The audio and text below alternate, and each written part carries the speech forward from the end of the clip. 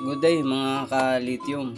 So, meron tayong i-repair na lithium battery galing sa customer natin. So, almost 3 years na raw itong battery. Ngayon is nag-failed na siya. So, i-check natin ng voltage at saka yung appearance. So, based dito parang may mark siya ng rito, nabasa siya. So, first check muna natin voltage. So, kailangan natin ng multimeter para ma-check yan. Lagay na natin sa voltage. So, dapat gumamit tayo ng gloves para safety. So, meron siyang 45 volts pa na remaining. So, dapat ang magiging reading niya kung normal is 54 volts. Kasi 48 volts yan eh. So, 45 na lang. So, check natin yan kung anong problema. Pero at least meron pa rin siyang voltage. So sa pagbubukas pala nito, dapat i-consider natin yung pinakang mga nickel strip niya kasi possible mag-short yan pagka basta lang natin kinat yung balot niyang PCB string. So kailangan maingat tayo sa pagbubukas yan. Then dito tayo mag-uumpisa sa may part ng may wire, dyan sa may BMS. So dyan natin umpisang tanggalin yung cover natin. Dapat maging maingat tayo sa pagtatanggal niyan. So dahan-dahanin lang natin. Hindi natin pwedeng biglayin niya kasi anytime na mag-short yung cell sa loob, energize pa rin yung ibang cell niyan. So masyadong delikado. Pwedeng pag nag-short yan is mag-create ng fire o explosive. Alam mo naman natin yung lithium is napaka-sensitive yan sa mga short circuit. So yan, bubuksan natin dito sa side na to para ma-open natin yung PCB shrink, PVC shrinkable tube tawag yan. Kailangan pag inopen natin yan, wag natin ibababad yung cutter na pag kinat natin is nasa ilalim. Dapat pa-slide lang. Pa-slide and then slant lang natin ng konti. Hindi natin pwedeng yan pag ganyan natin. I-slide and then ipipix natin yung, wag natin ipix yung pinakang blade sa loob. Kasi pag may tinamaan tayong conductive material dyan, yung mga nickel wire strip, possible mag-create na agad ng spark o kaya short. So kaya dapat ang pagre-repair nito is sa mga trained personnel lang natin papagawa to. Pag tayo wala pang experience sa pag-repair nito and then medyo wala pa tayong knowledge sa basic sa electronics, maganda pag-aralan muna natin kasi hindi natin masabi kung ano pwedeng mangyari. Unang-una yung safety, dapat kino-consider natin. Number 1 sa lithium is yung safety precaution natin. Dapat medyo mataas ang knowledge natin sa safety kasi any moment na magkamali tayo is magkakaroon na yan ng spark tapos mag-create na ng fire at saka yung explosive. So maraming beses na ako nasabugan dyan sa spot weld na yan, tulad nung nasa may tapat ng spot weld na yan na may butas na tatlo. Yan, pagka nag-stack up ng spot weld, yan, nasusunog ang lithium. Ganyan kalakas siya mag-apoy. Kaya niyang butasin yung pinakang kahoy dyan, yung pinakang table. So, yan. Dahan-dahanin lang natin i-remove yung pinakang cover niya. So, hindi naman ganun ka-critical, pero number 1 pa rin sa pag-repair nito is i-prioritize natin is yung safety precaution kasi any moment na magkamali tayo, hindi na natin may babalik yan. Pwedeng makadamage tayo ng property or mga device. Kaya number 1 nating i-consider dyan is kasi nga lithium is alam naman natin na explosive. So dapat medyo aware tayo sa safety precaution. So gumamit tayo ng mga gloves tulad ng ginagamit ko na high voltage electrical gloves. So kahit mahawakan mo yung ibang may energized na cell, so hindi matatransfer sa'yo yung current. So yan, ito yung tinatanggal natin, yan yung battery wrap na high temp din yan. Yung lahat na ginagamit na material dyan is puro high temp yan. Hindi tayo dapat maglagay dyan ng mga combustible na mga material kasi during withdrawal ng current, umiinit yung cell. So merong nakadefine na tamang temperature lang is masyado na siyang kumbaga sensitive. So may tinatawag dyan na thermal runaway. Yun yung iwasan natin. So above 60 degrees yung cell is dapat hindi na niya mag-exceed doon kasi any moment magkakaroon na yan ng thermal runaway. Yun yung cause ng pagsabog ng battery. So maraming factor na pinanggagalingan yun. So yun yung sinasabi ko na dapat alam muna natin bago tayo mag-repair at mag-build ng battery. Alamin natin yung characteristic ng bawat cell at saka yung mga properties. Alamin natin yung pinakang temperature range, yun yung mahalaga. Kasi yun nga, dapat safety yung ginagawa natin. Una kasi ginagamit natin yan usage sa mga electric bike. So ginagamit din natin, charge sa mga bahay natin yan. So dapat talaga is maganda yung quality, no? So pag na-repair natin yan, na-diagnose natin, hindi rin tayo basta-basta mamili kung anong type ng cell ang ilalagay natin o anong yung tinatawag na amperage, yung AH rating ng cell. Dapat pare-parehas din yan kasi tulad nito, based sa may-ari is second hand niya to nabili. So check natin kung brand new pa ba tong lahat ng cell na to bago niya nabili. So kaya niya pinapa-repair.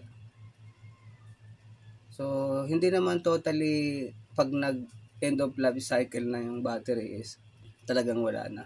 Based sa mga study at saka sa mga article na nilalabas ng mga battery expert is meron pang 80% na remaining charge na magagamit mo sa isang cell once na mag end of life cycle. Pero yung 80% na yun, not totally 80 talaga, pwedeng 60 na lang o 50%. Kaya hindi natin pwedeng maging basihan din yung klase ng ganong standard.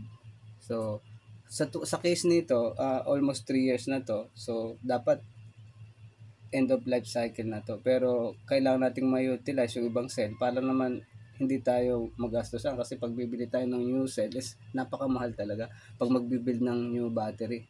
So kaya yung iba nating mga kasamaan, ipapa-repair na lang nila to para makatipid din sila.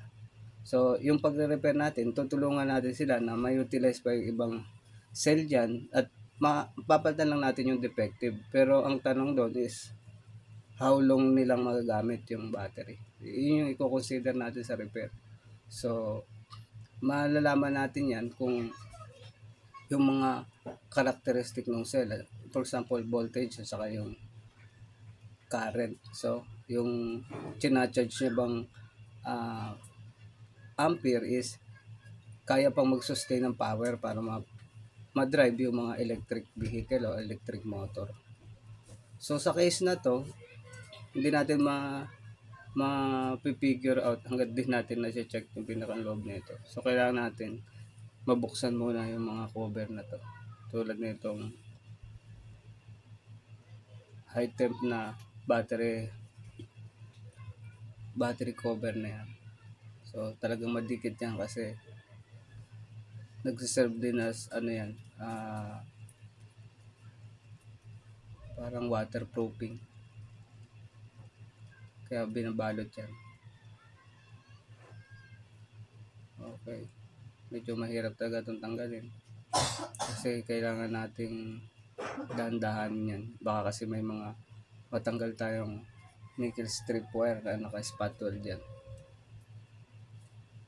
So, yun ang mga principle ng pagre-repair. So, dapat talaga sa mga trained personnel natin pagkatiwala yung mga repair natin. Kasi, hindi natin ma-anticipate kung kailan at saka ano yung yung magiging reaction ng cell once na ihalo natin sa mga used cell na. Yun ang kailangan nating i-consider sa mga repair.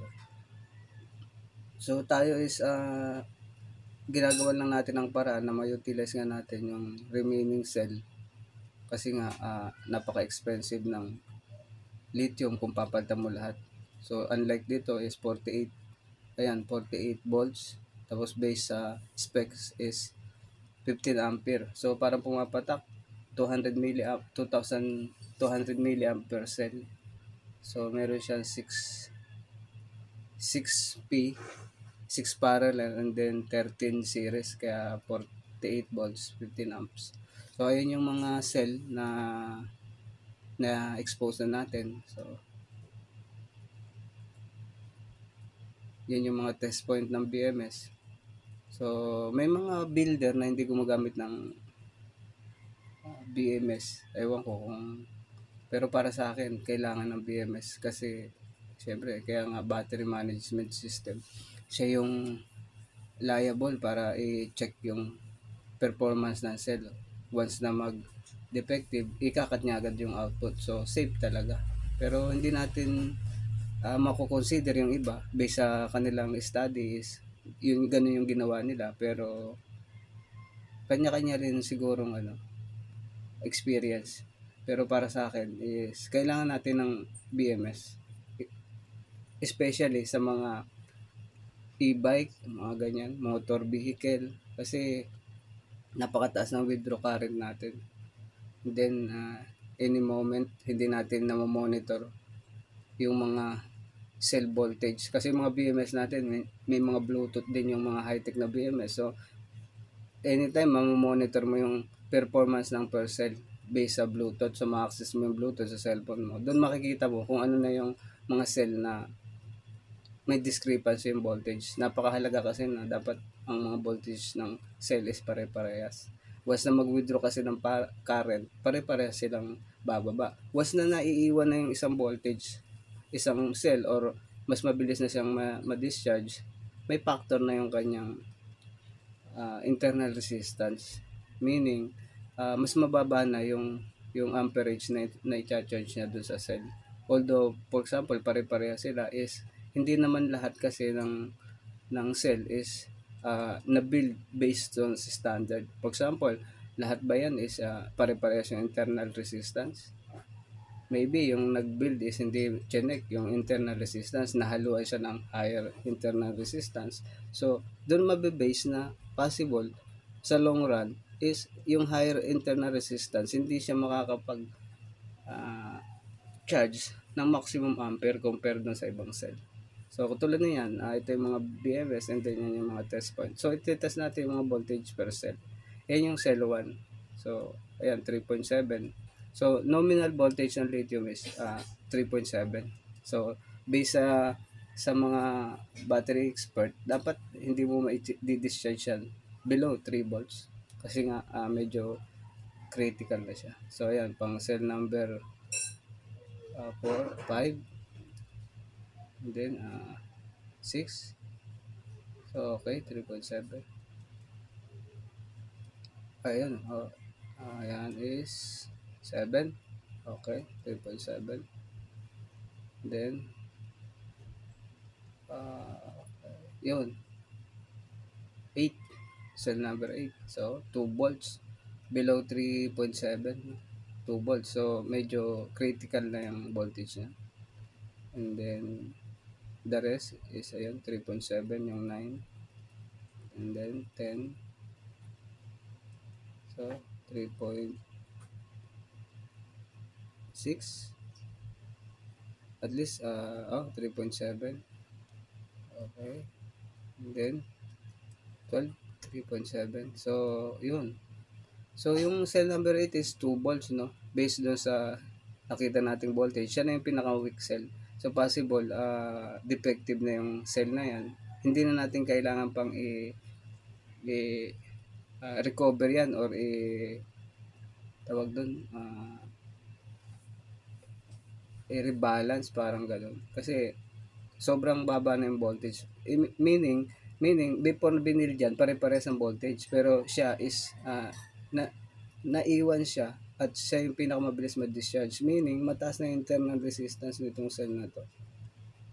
Kasi hindi na sila pare-parehas ng voltage. Siya yung pinakang weak cell. So, kailangan palitan na natin yung buong cell na yan. Tignan mo yung kulay green na siya. Ibig sabihin, galing na to sa repair. And then, pangalawang repair ko na to. Ako na yung magiging pangalawang repair kasi based sa kulay ng mga cell, kulay green siya. So, dapat tong mga cell na yan na may kalawang, palitan na natin lahat yan. Yung 12 cell na yan. And then, i-rebalance natin yan sa 3.7 lahat. Hindi pwedeng iba-iba cell yan eh. So, dapat 3.7 din yung mga cell na ipapalit natin. So, ang problem dyan is paano mo ma-anticipate na 3.7. So, hanggang din ito na lang po muna yung video natin. No? Masyado nang mahaba. At sa part 2 na lang po tayo mamaya. Sa actual na pagre-repair na po. Thank you.